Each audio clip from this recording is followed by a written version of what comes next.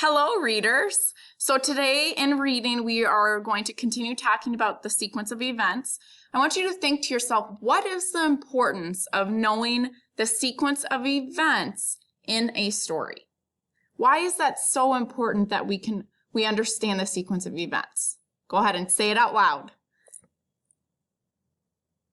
It helps us pinpoint the beginning, the middle, and the end of the story. And then it helps us understand what's happening so that we can retell the story, either retell it to ourselves or retell the story to someone else. So it's important for us to know the sequence of events or the events that happen in order. Okay, so as I'm reading this book, I want you to fill out the graphic organizer of sequence of events. And then you may also copy the graphic organizer in your reading notebook and then fill out the graphic organizer in your reading notebook while I'm reading as well. So you can pick whichever you prefer. This book is called Mrs. Spitzer's Garden, and a family gave this book to me last year at the end of the school year, and they wrote in here, "We hope you enjoy this book as much as we do. Good luck with your garden next year."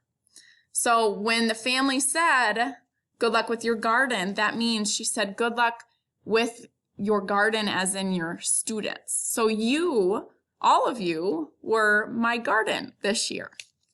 Okay, so Mrs. Spitzer's Garden.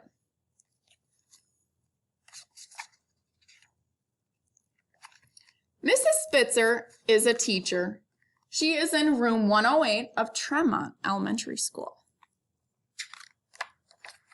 Inside room 108 are 6 tables, 4 circles, and 2 rectangles. There is a rug in one corner with real hopscotch squares and checkerboards woven in bright colors.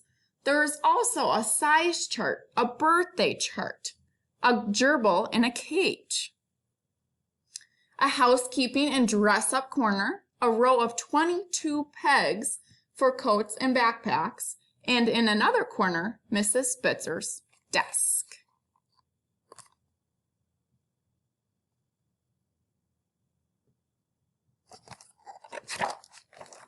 At the end of summer, Mr. Merrick, the principal, walks down the hall to Mrs. Spitzer's room and gives her a packet of seeds. Mrs. Spitzer consults her calendar and plans her daily schedule. She checks her tools. So what do you predict she's going to do now that the principal gave her some seeds?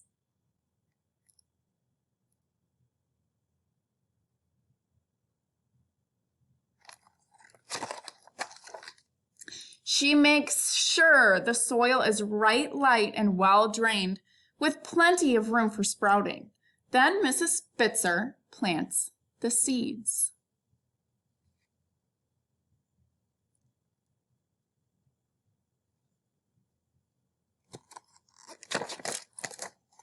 She waters them, feeds them, and makes sure they get plenty of sun.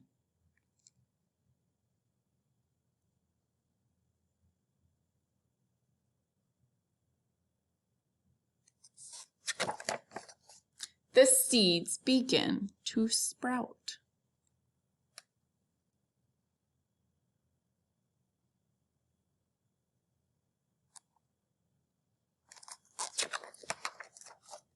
As the plants grow, Mrs. Spitzer watches them closely. She checks daily for weeds and pests.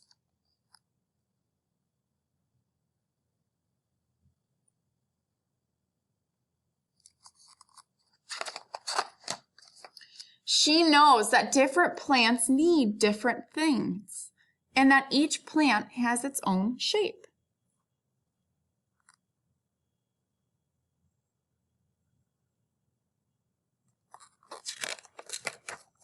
Some of the plants grow quickly, pushing upward, eager, impatient.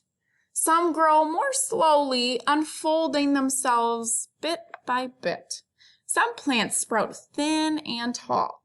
Some are bushy and wide-spreading. Some are bold, showy. They are brightly colored, saying, "Look at me."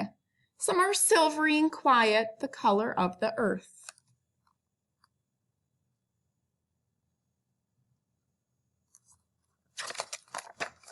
A few are like wildflowers and will grow anywhere you put them. And some need gentle care, a special watching over.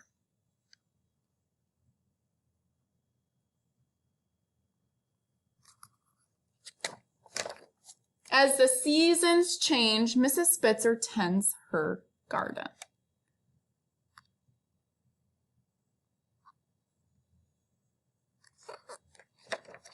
And then the year is over and her job is done.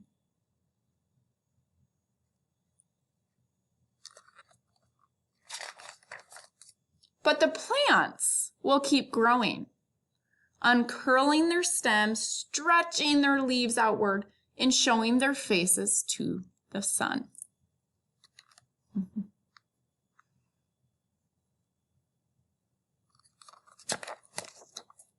Mrs. Spitzer puts away her tools, her daily calendar, her plan book. Soon another year will start, and Mr. Merrick will once again walk down the hall with a packet of seeds for Mrs. Spitzer. She will dust off her tools, till the soil.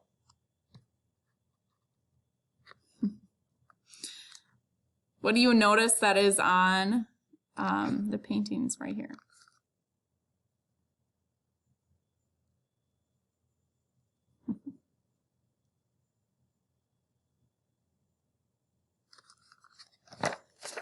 And a new garden will begin.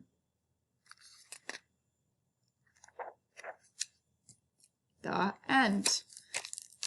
So first, before we talk about the sequence of events of this story, I want you to think how you can relate the garden that Mrs. Spitzer took care of to a classroom. How could you, what is similar between Mrs. Spitzer's garden compared to like our classroom? What would you say? Well, the flowers are like students, and Mrs. Spitzer tends to her garden all these different seasons, just like a teacher tends to her garden, which is the students. And all the tools that Mrs. Spitzer uses, how could you relate that to a classroom?